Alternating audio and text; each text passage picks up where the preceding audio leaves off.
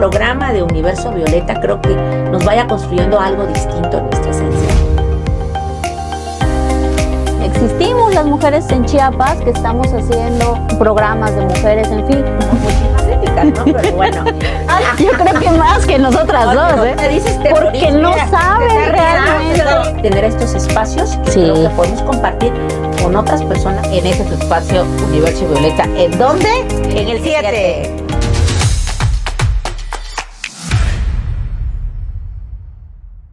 Hola, hola, ¿cómo están, queridas y queridos que nos ven el día de hoy en este nuevo programa de Universo Violeta? La verdad es que estoy muy contenta, yo creo que estamos las tres muy contentas, porque por fin nos tocó grabar juntas. Sí. Nuevamente, ¡bravo! Hemos Después de un tenido mes, unas súper entrevistadas, conspiró ¿no? el universo. La verdad es que hemos tenido muy buenas entrevistas con temas que van desde medio ambiente hasta emprendimiento, política, derechos humanos y todo lo que tocamos en este programa tan importante que nos gusta tanto hacer. Pero ya nos hacía falta estar juntas, la verdad, aquí con Pau y con Sandra, muy felices y contentas de estar hoy. Encantada, como siempre. La última vez que estuvimos acá fue en mayo, las 3, donde hablamos de los 100 años del derecho al voto. Y bueno, hoy vamos a hablar de un tema también muy importante que preocupa, pero más que preocupar, creo que debe de ocupar. Y qué mejor que con ustedes, y bueno, contigo, que eres una abogada feminista, experta también en el tema, y que ponga mucha atención de lo que vamos a hablar hoy. Hoy vamos a hablar de los feminicidios en Chiapas. Sí, creo que realmente hablar de los feminicidios es algo que pues siempre, bueno, nos genera a quienes estamos involucradas y estamos muy al pendiente de estos indicadores que pues aspiramos que algún día no existan, ¿verdad? Porque ese es como nuestro anhelo, pero cuando escuchamos que asesinan a una mujer o pues existen este tipo de situaciones tan dolorosas en términos sociales, es importante que ustedes, querida audiencia, pues sepan más acerca de por qué existen estos pronunciamientos, por qué las feministas estamos tan atentas, por qué abogadas feministas como mi querida Alejandra Robelo, que ahora nos va a comentar acerca más de este tema, más a profundidad, pues bueno, por qué siempre tenemos que como sociedad saber qué es lo que está ocurriendo y también no solamente saber el significado, el impacto social, sino también saber lo que se está proponiendo, como en este caso en el Congreso, ¿no? Entonces, todo eso se va a abordar el día de hoy. Así que, querida Alejandra, Sí, nos va a dar tiempo, de verdad, pero bueno, vamos adelante. Pero yo creo que es muy importante este tema que un día tras otro estamos tocando en distintas aristas y desde la academia, desde la política, desde el litigio, las mujeres y los hombres preocupados por un tema que es muy importante, que es la violencia hacia las mujeres.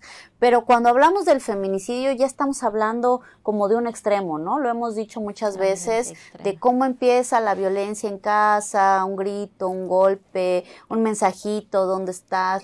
Mándame tu ubicación, mándame foto, ¿por qué te vistes así? Va escalando, ¿no? Un poco ahí podríamos abundar en el tema de las violencias y el violentómetro, que es esta herramienta tan fundamental. Pero llegamos a este punto que, por ejemplo, conmocionó a la sociedad, sobre todo de Tuxtla Gutiérrez, que fue un punto medular, yo creo, en estos días, amigas queridas, que fue el asesinato de esta chica que murió desgraciadamente quemada, incluso que hubo lesiones, golpes. En fin, tantas cosas que nos llevan a reflexionar por qué continúan pasando este tipo de cosas, por qué asesinan a las niñas. Tenemos una niña también en frontera con Malapa que fue asesinada, tenemos una recientemente en la costa, tenemos constantemente cada semana tenemos esta noticia tan dura y tan cruel que a cualquier persona, incluyendo a altos funcionarios, incluso el gobernador se pronunció en ese sentido, las mujeres, los hombres, en fin, nos conmociona y nos paraliza saber de este tipo de asesinatos. Y es entonces cuando surge la pregunta, ¿por qué se llaman feminicidios? ¿Qué significa que sea un feminicidio? ¿Por qué es importante hablar de ese tema? Yo de verdad agradezco al 7 que nos dé este espacio de reflexión para poner este tema en la mesa, ¿no? Pues mira, hermana, de verdad que yo no sé si a todas las personas les conmocione el hecho de que una mujer sea asesinada, en este caso que sea un feminicidio, porque muchas veces lo ven muy lejano.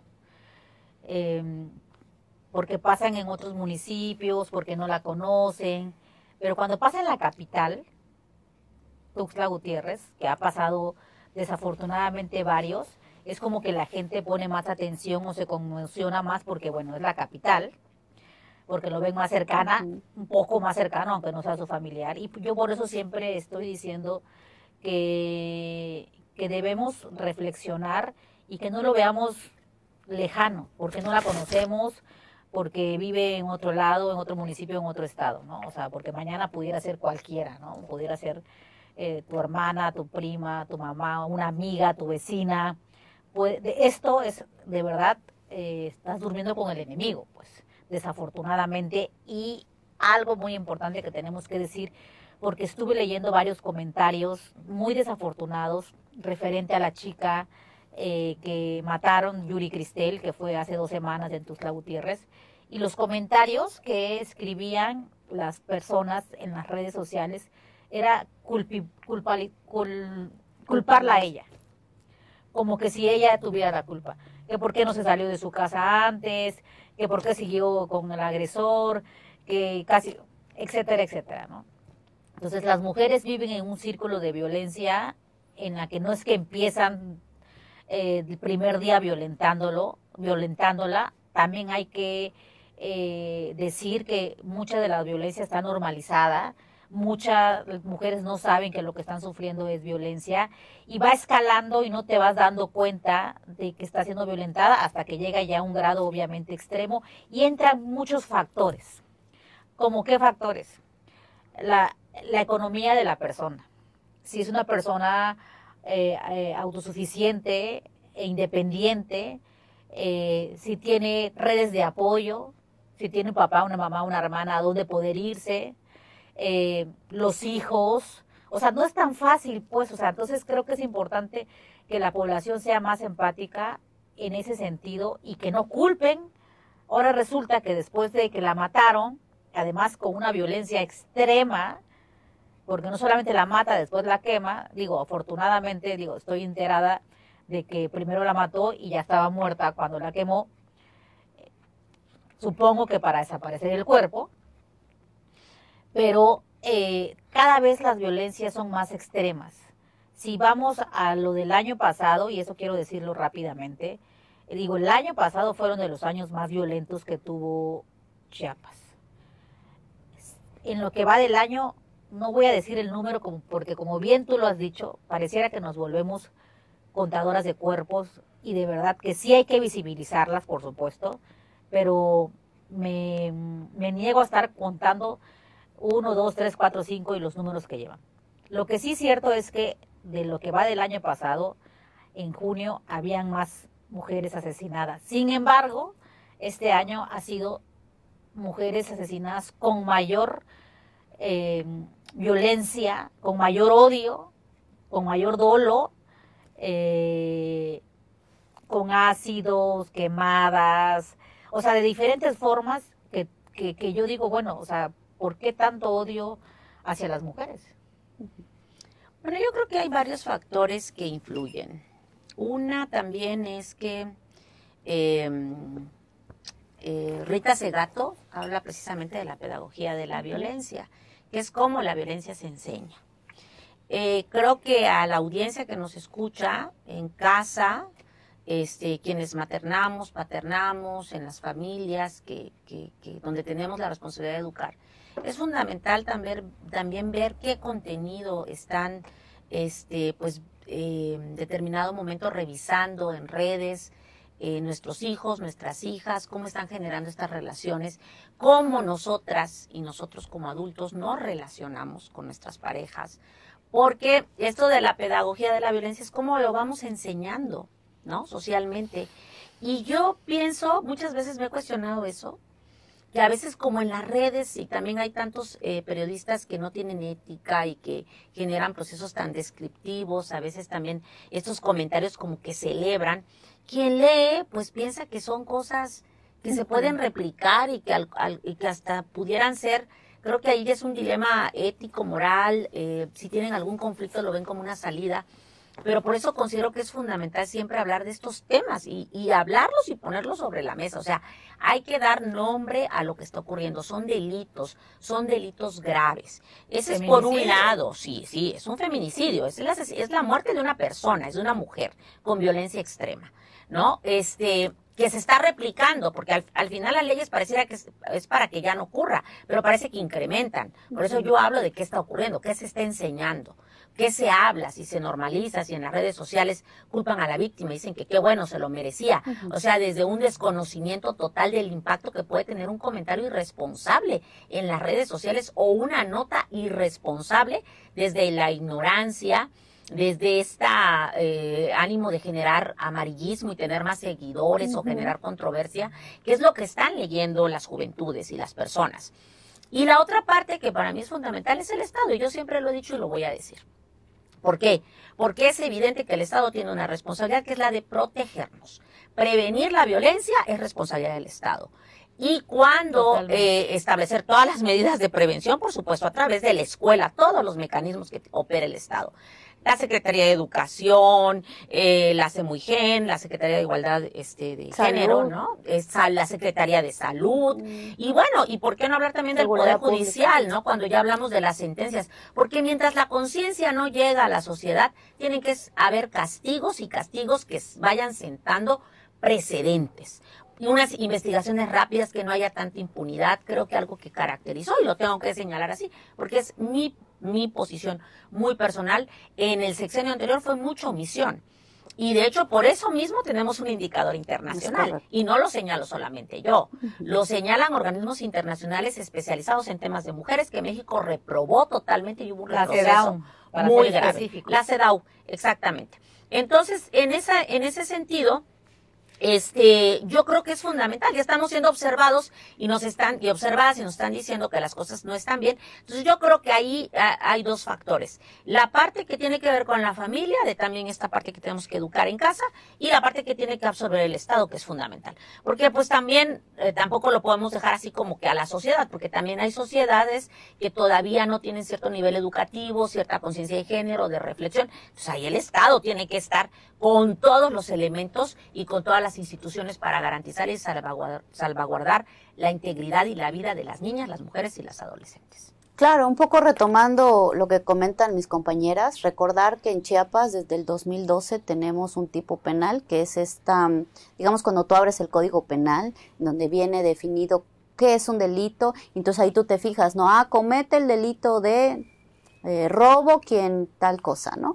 Desde el 2012 existe un tipo penal que se llama feminicidio, lo tenemos en el artículo 164 bis de nuestro Código Penal vigente, en donde establece, bueno, cuáles son las causas que se pueden diferenciar entre un homicidio y un feminicidio, y dice incluso las sanciones. Se han hecho varias modificaciones a ese articulado para ir poniendo otros supuestos en donde se ve esta hazaña que dice Paulina, bueno, va incrementando las formas en las que se idean cómo asesinar a las mujeres y a las niñas, ¿no? Ahora con la delincuencia organizada, otros factores que han cambiado las dinámicas sociales en nuestro estado, pues se tienen que incrementar algunas fracciones para definir este delito. Pero más allá del tipo penal, la realidad, ¿no? Lo que siempre decimos. ¿Qué tanto impacto tiene esto en la realidad de la vida de las mujeres, las niñas y de las personas? Porque al final tenemos a hombres agresores que están en la cárcel o están señalados o no sienten nada, o qué está pasando en la sociedad, porque también no solo es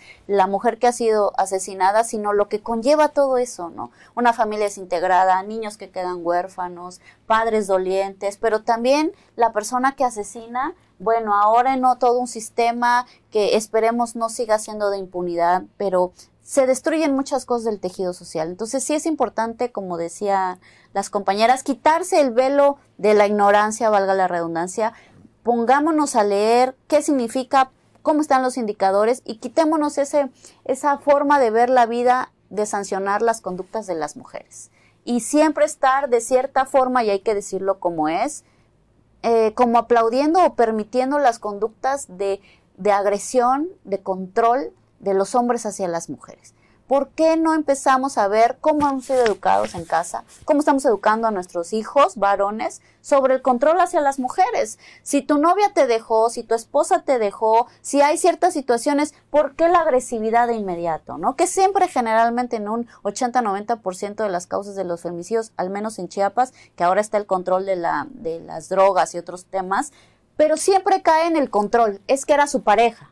Es que es la mamá de sus hijos y se divorciaron hace 2 años. Es que de alguna forma hay un vínculo y ella no quiso continuar con la relación y entonces de pronto ya hay tortura sexual, ya hay violencia, ya hay asesinato. Entonces hay que ver también qué nos está faltando para poder parar con esto, porque bueno, tenemos la tipificación, como bien decía Sandra, estamos reprobados en cómo hemos tratado este tema, esta problemática a nivel internacional, ante los comités que observan cómo hemos hecho como Estado mexicano esto. Vamos mal, las cifras van en aumento, desgraciadamente, cada semana pasa algo y bueno, en lo particular, yo, Alejandra Rovelo, veo una intensa propaganda en contra de los delitos, a favor de la seguridad, pero no veo cómo esto está impactando en la vida de las mujeres. Continuamente estamos en la nota roja.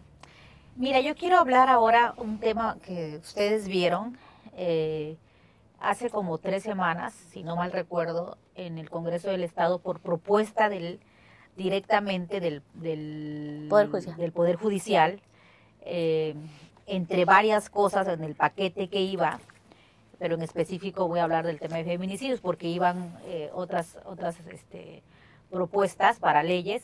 En específico, la presidencia, bueno, el Poder Judicial envió este paquete donde iba incluido de que se aumentara la pena de feminicidio, que recordemos, bueno, no saben a lo mejor eso porque pues no es como un tema de expertise del público, algunas personas a lo mejor que nos están viendo sí. En el artículo 164 bis del Código Penal, anteriormente la pena era de 45 a 65 años.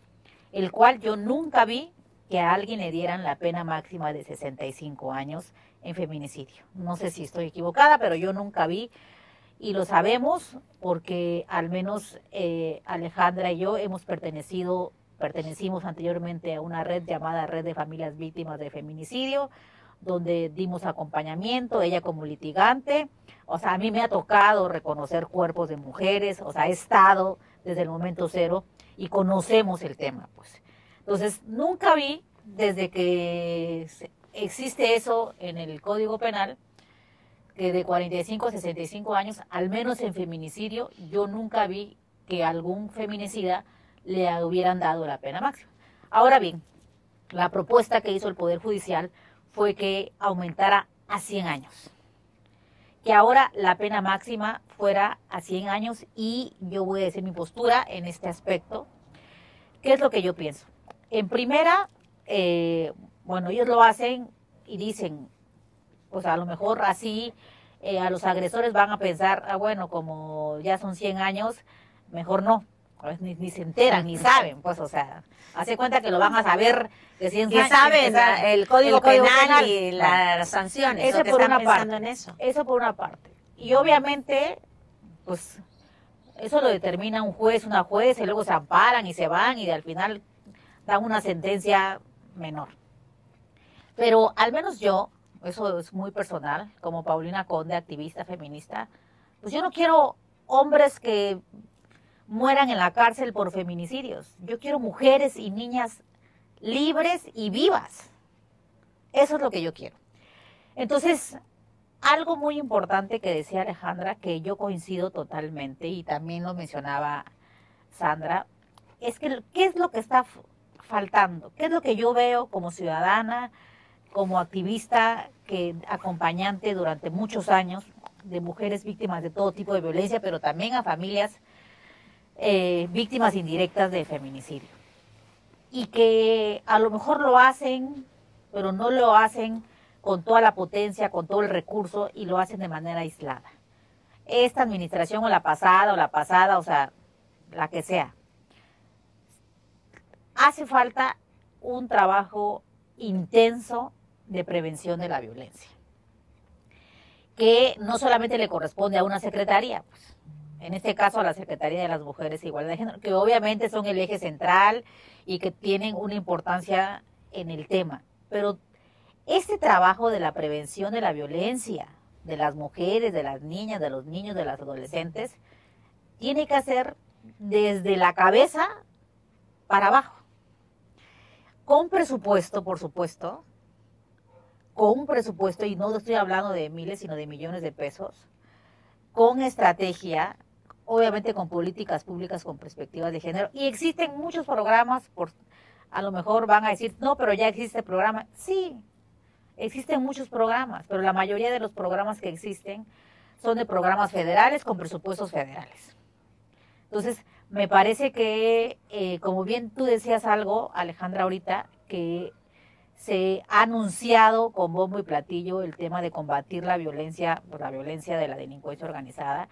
Y a mí me gustaría, de verdad, y yo creo y confío, y creo que, digo, llevamos 6 meses, este gobierno lleva 6 meses, y creo que sí lo vamos a ver, pero a mí me gustaría que también salieran con todo el discurso y que el presupuesto y trabajando en conjunto y diciendo cero impunidad y vamos a trabajar la violencia y que en 6 años, porque obviamente no es de la mañana, pues, y que en 6 años las cifras hayan disminuido de forma importante, porque no es cualquier cosa que, bueno, en junio van 5 mujeres, o sea, pareciera que, o sea, al rato puede ser cualquier persona, cualquier mujer, todas estamos en peligro, porque ya no solamente es tu pareja, puede ser un amigo, puede ser la delincuencia organizada. Entonces, estamos viviendo en un momento de peligrosidad para la integridad de nosotras las mujeres, de nuestras hermanas, de nuestras amigas, de las mujeres en general. Entonces, me parece que está fallando ahí. Yo le apuesto mucho al trabajo de prevención para que, no para mañana, porque obviamente no va a ser mañana que se va a ver, pero sí en 6 años, digamos, que bueno, disminuyó. ¿Por qué? Porque México reprobó en CEDAW. Digo, le toca ahorita a este sexenio, pero no es de este sexenio, es el sexenio pasado. ¿Me explico? Entonces, me parece que ahí es donde se tiene que trabajar muchísimo en el tema de la prevención de la violencia, de todos sus tipos y modalidades, porque para llegar a la violencia feminicida tuvieron que empezar desde lo más básico, pues. Eso es mi opinión. Bueno, pues yo le agregaría lo que tú dijiste. Bueno, primero la CEDAW. A mí no me gusta mucho hablar en siglas porque luego el público no nos entiende qué significa, ¿no? Que es una convención internacional que específicamente se dedica a medir los indicadores de erradicación de la violencia contra las mujeres en todos los países y que fue creada hace muchísimos años cuando se empezó a hablar acerca de los derechos de las mujeres y detectar este tipo de situaciones de violencia. Bueno, entonces nos evaluaron y reprobamos. Bueno, pero aparte de lo que dice mi querida Paulina, que estoy de acuerdo, yo le agregaría algo, los perfiles de las personas que ocupan los cargos. Yo siempre lo he señalado y lo he dicho y voy a mantener esa postura hasta el último momento. Porque yo puedo salir con todas las ganas y que sí, vamos, pero si no conozco nada del tema, pues se queden ganas y buenas intenciones y voy sobre el camino cometiendo una serie de torpezas, en la ejecución de los cargos, omisiones, no alcanzo a ver porque no tengo la experiencia, ¿sí? Para poder avanzar. Porque yo creo que se dan los retrocesos. Y es un punto de vista nuevamente a título de Sandra Aurora González Sánchez, ¿sí? Que hace estudios, investigaciones, que llega a una administración y cambian a todo el personal. Y todo el personal que ha tenido capacitación, que le ha costado al mismo Estado, porque yo lo he visto no solamente en las instituciones, lo he visto en otros espacios, que llegan y sacan a gente que ha tenido mucha capacitación, que ha llevado cursos, ¿sí? Que ha estado, nos acaba de ocurrir con este organismo tan importante de mujeres, el instituto es de las mujeres, donde estaba nuestra colega y compañera Kira, ¿no?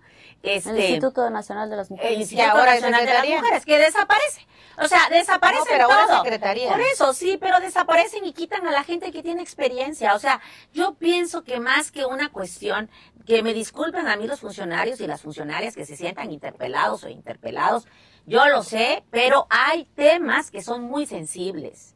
Y temas en los cuales, perdón, pero no son fábricas de jugos, no vamos a hacer una producción de chocolates y que te voy a capacitar. No, estamos hablando de temas en los cuales hablamos de psicólogas, equipos multidisciplinarios, abogados, abogadas, trabajadoras sociales, sí, incluso gente que está formada en feminismo, académicas que hemos intervenido en procesos de investigación y llegan y no, adiós y borrón y cuenta nueva y a partir de aquí se construye.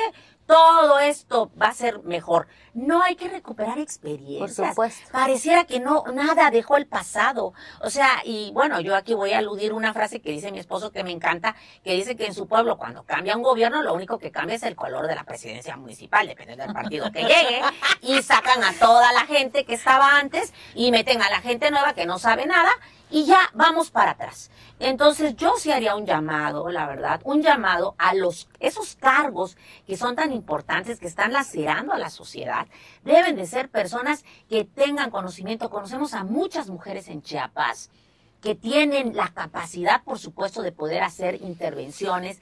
Conocemos a personal que ha sido formado operativamente en procesos de intervención, que ahora está desempleada, y gente que está empezando de cero a aprender lo que es el género y que piensan que nada más porque se visten de morado o de naranja ya saben. No, no es así. O sea, hay muchos aspectos y es dinero también del Estado, es dinero del impuesto de las ciudadanas y de los ciudadanos que no puede desecharse de esa forma. Porque si no, por eso el retroceso. ¿Por qué nos fuimos para atrás?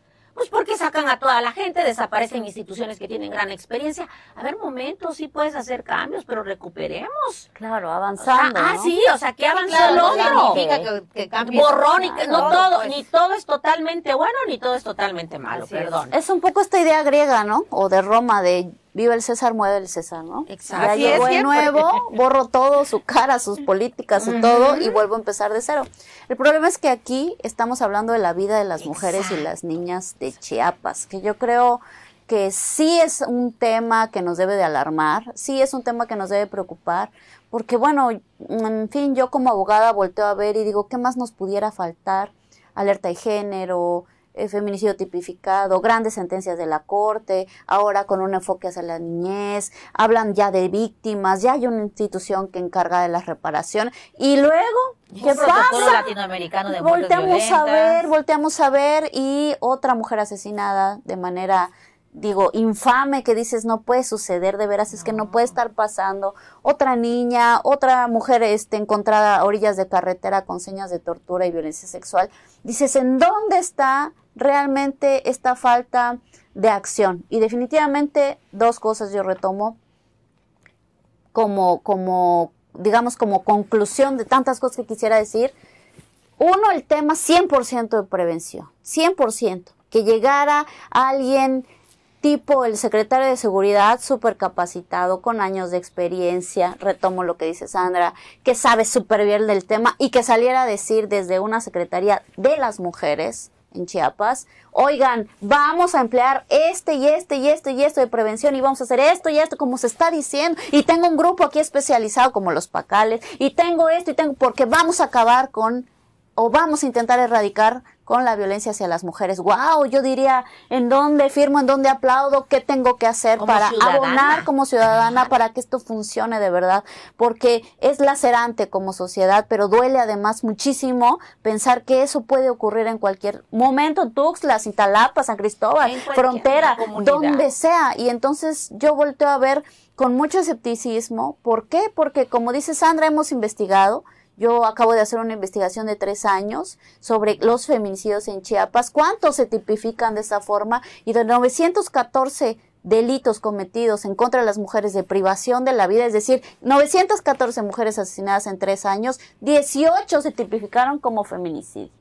O sea, tú dices de veras, y entonces de ese porcentaje que representa el 1% ¿cuántos llegaron a esta gran sentencia que hablamos ahora, no? ¿cómo hacemos que la ley se materialice en la realidad de las mujeres? Y hay mucho que hacer. Yo creo que hay mujeres, hombres expertos en el tema. ¿Dónde están? ¿Qué están haciendo? ¿Cómo están armando estas mesas interinstitucionales que las propias instituciones deben de crear y hacer? ¿Dónde están estas personas expertas? Si quieren traerlas de otros lados, está bien, pero que se haga algo. Yo aplaudiría, como dice Paulina, bueno, hasta con las orejas, pues, a alguien que pudiera tener, digamos, ponerse el saco de la responsabilidad de ser funcionario, porque no es cualquier cosa. Ah, no, claro, es un tema, pues. Ser funcionario público es un tema. Sí, claro. No solamente estar en el ojo del huracán y demás, y que hay que cuidar. No, es un tema de responsabilidad, de verdad, ética y moral, de responderle a las personas para las que tú estás ahí o representando desde cualquier punto, ¿no? Ponerse el saco de veras, con lo que tengo y con quien soy, vamos a sacar esto adelante, pero yo no veo eso, de verdad, no lo veo. Que justo estaba yo recordando, porque ahora que estoy estudiando la maestría en Derechos Humanos, volví a leer la sentencia de Campo Algodonero, que bueno, que creo que todas las feministas lo hemos leído, y lo volví a leer porque fue una sentencia que yo escogí para una tarea que me dejaron, referente de los tratados internacionales que hay, como CEDAW, como que trabajan en el tema de la discriminación en contra de las mujeres, o como Belén do Pará, en específico para el tema de el acceso a las mujeres a una vida libre de violencia, y otros tratados internacionales. Y de verdad que no sé si tendría que pasar nuevamente de que un grupo de mujeres ciudadanas tuvieran que irse hasta la Corte Interamericana para que la Corte Interamericana de los Derechos Humanos pues dé una resolución en contra del Estado mexicano, en este caso porque no es en contra de Chiapas o de Tabasco o Villahermosa, no, es en contra del Estado mexicano, porque en este caso, haciendo rápidamente referencia del caso algodonero, fue en Ciudad Juárez, donde, bueno, hubieron muchas muertes de mujeres, pero en específico el caso es de 3 mujeres que fueron asesinadas. Obviamente, desafortunadamente, eran mujeres pues torturadas, que tenían señas de violencia extrema, y el caso se llamó González y no sé qué, pero es del Campo Algodonero, no recuerdo bien el nombre. Entonces, fueron a las instancias locales y luego a las federales, y bueno, lograron llegar a la Corte Interamericana. La Corte Interamericana puede sancionar, y dio al gobierno mexicano que tenía que instrumentar. Obviamente que gracias a esa sentencia, pues hoy contamos, pues se tipificó el feminicidio y tantas cosas que se ha hecho gracias a esa sentencia. Entonces, no cumplió el gobierno mexicano, le dieron otros meses y tampoco, y bueno, entonces, no sé si habría que hacer algo así para que ahora nuevamente tenga que haber un precedente de decir, porque pues es en todo México, no solamente es en Chiapas, el tema de las muertes violentas y de los feminicidios, desafortunadamente, no es que solamente es Chiapas, digo, estamos hablando en Chiapas porque vivimos en Chiapas, y es lo que tenemos cerca y es lo que estamos viviendo, pero en realidad son 11 mujeres asesinadas diariamente, 11 mujeres, y a lo mejor, público querido, ustedes me podrán decir, no, pues es que hay más hombres asesinados diariamente, pero ¿por qué mueren los hombres? ¿Y quiénes matan a esos hombres? La mayoría de los asesinatos de los hombres son por riñas, por delincuencia organizada, y los matan otros por hombres. robo. ¿Y quién mata a esos hombres? Por lo general. Otros hombres. Habrá sus excepciones, por supuesto, pero estamos hablando de cifras. En este caso, estas 11 mujeres son asesinadas por el simple hecho de ser mujeres. En un 80% por su pareja u expareja, llámese novio, marido, esposo, querido, o lo que ustedes quieran, y también puede ser un familiar o un amigo. Y el otro porcentaje por la delincuencia organizada, que desafortunadamente, en el caso de Chiapas, pues antes no había esos casos, ahora lo hay. Entonces, ¿qué es lo que tenemos que hacer para que de alguna manera el Estado diga, tenemos que ya hacer esto porque ya no nos están ordenando, porque ya no es si queremos, no queremos? Digo, como bien dices tú, las leyes ya existen, ya hay tantas cosas a favor de las mujeres que se tiene que hacer, pero eso no llega pues al territorio. Es otra cosa lo que hay que hacer. Es otra cosa lo que hay que hacer. Entonces yo por eso ponía de ejemplo este tipo de sentencias, porque no sé si habría que hacer nuevamente eso para que le hagan un llamado al Estado mexicano y sancionen, y entonces solo así se pongan las pilas y se pongan a trabajar, porque al final de cuentas, digo, independientemente de lo que hacemos las activistas que estamos en territorio, que estamos dando acompañamiento, que está la abogada gratuitamente cobrando ni un solo peso a la familia víctima, pagando nuestra gasolina, porque no es que, porque a lo mejor dirán a cuánto les pagan, no, al contrario, nosotras gastamos y lo hacemos en un afán solamente por activistas. Entonces, no es nuestra obligación, es la obligación del Estado. Colaboramos y creo que sí se tiene que trabajar en conjunto, también la iniciativa privada, porque obviamente ese tema de la violencia llega a todas partes, no solamente está, es en lo público, en lo privado, la violencia cada vez es más extrema en todos los sentidos, pero pues la peor de las peores, por supuesto, que es la feminicida, porque le quitas la vida a una niña, a una mujer o a un adolescente. Pues bueno, yo tal vez como para cerrar, no sé, en ese sentido, yo sí retomaría el tema de la prevención, pero a través de la educación. Esta educación que tampoco se la confiaría tanto a los núcleos familiares, porque en Chiapas tenemos usos y costumbres, yo se la confiaría más al Estado, a través de estrategias asertivas. Ya lo he mencionado en otros programas, la nueva escuela mexicana marca la obligatoriedad de la transversalidad de la perspectiva de género, de la interculturalidad, de la sustentabilidad, o sea, ya normado está. Entonces yo no sé qué están esperando, profesores desde preescolar, profesoras, sí, primaria, para empezar a tratar de establecer otros mecanismos de relacionarse en el sentido de género. Lo segundo es que yo creo que a mí, en este sentido, yo quisiera ver más, al menos unas, no sé, cada que ocurre, y que yo espero que sea menos frecuente, un feminicidio, quisiera verlos en la cárcel, aunque sea con sus 65 años, pero a los 3 días, pues. O sea, que tengan 100 años y pues sean casos sin resolver o carpetas que están ahí olvidadas, atoradas por temas que pueden ser de cualquier naturaleza, incluso hasta muchas veces hay temas de corrupción que también hay que señalarlo como, yo lo señalo como sociedad civil. Y creo que la tercera es que seamos más responsables, nuestra conciencia cívica no queda en un comentario, en un like, o sea, de verdad. O sea, en este sentido lo que dicen las colegas es cierto, nuestros posicionamientos, o sea, no tenemos salarios. Muchas veces ¿dónde están las feministas? Pues estamos trabajando porque tenemos que comer. A mí no me representa, bueno, no, yo ni abogada. Bueno, yo más bien, porque no tenemos que comer y lo que hacemos, las protestas que hacemos, las hacemos en nuestro tiempo libre, en el que muchas personas están en su casa descansando, que prefieren hacerlo así. Sí, pero ¿por qué tenemos que esperar a que nos toquen?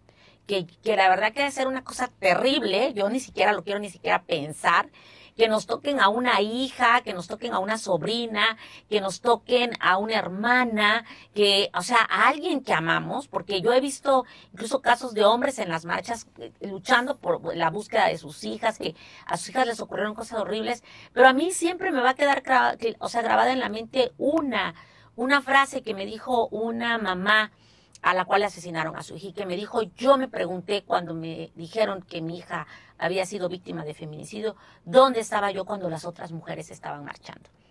Entonces no tenemos que esperar a que nos pase. Nuestra conciencia no queda en un like, ni en un compartir, ni en un corazón, ni en un emoticón.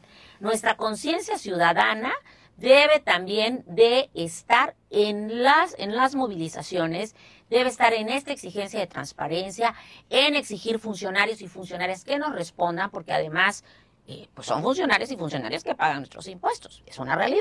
Y lo tengo que señalar.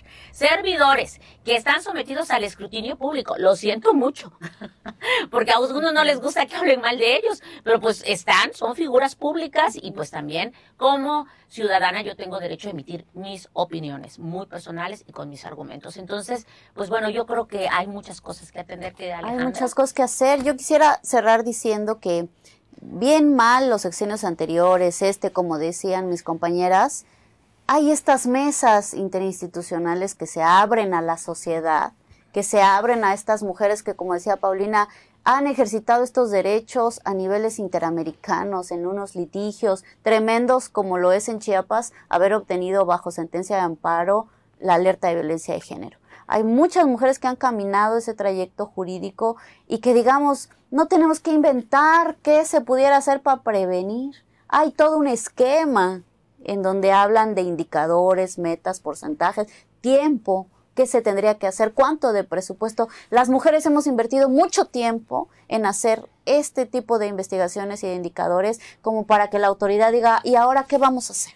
¿Y ahora qué será bueno que hagamos el día de hoy para prevenir? Existe mucho. Yo creo que se les ha cerrado mucho la puerta a estas organizaciones. He visto desde un ojo muy crítico las mesas que se han hecho acerca del PROLIV, que es este programa para prevenir la violencia contra las mujeres, las mesas de la alerta de género, en donde no veo a estas activistas que han caminado y que han arrastrado el lápiz y que han hecho estos grandes indicadores a nivel nacional, internacional y en Chiapas. Yo sí pido que por favor, volteemos a ver atrás, como cuando hacen una política pública. Vamos a implementar bancos de sangre, vamos a implementar viviendas y voltean a ver a Brasil, voltean a ver a Europa, volteen a ver otros países si quieren, pero en los problemas de las mujeres ya está la CEDAW, ya está la Belén de Pará y hay un montón de demás cosas que ya hemos trabajado las mujeres, que hemos estudiado el fenómeno de la violencia.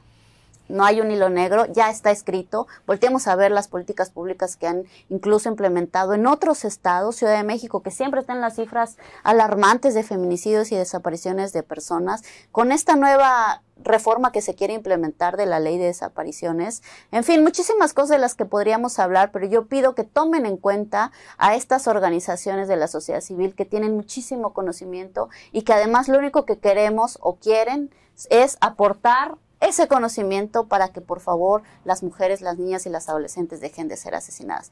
Lo que yo aplaudo de la reforma esta que se propuso al Congreso es que por fin veo un poder judicial que está proponiendo cosas. Ojalá que se pudiera llegar de mayor evidencia, de mayores investigaciones para proponer cosas asertivas que impacten directamente en la vida de las mujeres, sobre todo en las fiscalías, que es en donde se inicia todo. Cuando llega al Poder Judicial, la carpeta, lo hemos vivido, no tiene bien delimitado el cuerpo del delito, no está bien concretado el tipo, te lo quitan con una defensa X de cualquier lado. Entonces, también hay que fortalecer mucho las fiscalías. ¿Quién es la fiscal de feminicidios? Por favor, revisemos los perfiles. Necesitamos gente capaz, capacitada, que sepa del tema, pero que también sea empática con este tema que nos preocupa tanto a las mujeres. Ojo con la alerta de género. Yo siento que estamos en un vacío institucional. Entonces, como ciudadana, sí me gustaría esta interpelación para todos y todas los que nos escuchan de un tema que nos importa y nos impacta tanto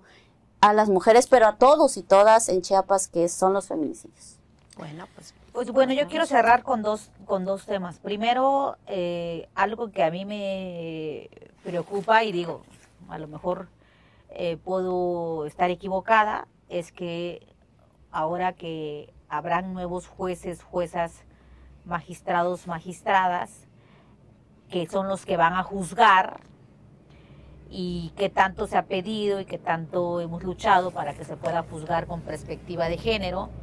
Digo, puede ser, ¿no? Puede ser que todos los que ganaron, todas las juezas, todos los jueces, magistrados, puede ser que todos ya tengan un expertise en la perspectiva de género y que tengan sus lentes violeta cada vez que lean el documento, que llega de violencia familiar o de violencia laboral o de violencia feminicida, que es la que estamos hablando, de cualquier tipo de violencia.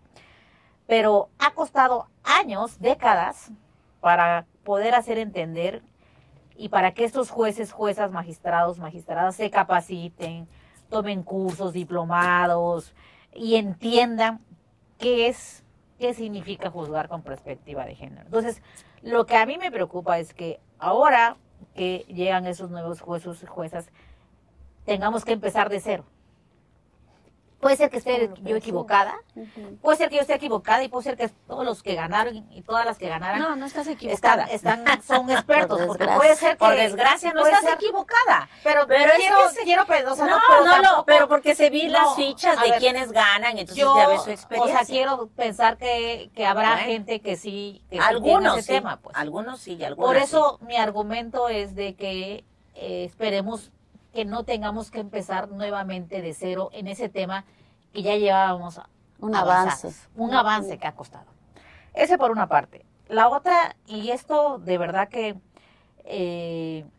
nosotras que hemos estado cerca de familias víctimas de feminicidio, que hemos vivido de cerca cuando una madre y un padre les es arrebatada la vida de su hija,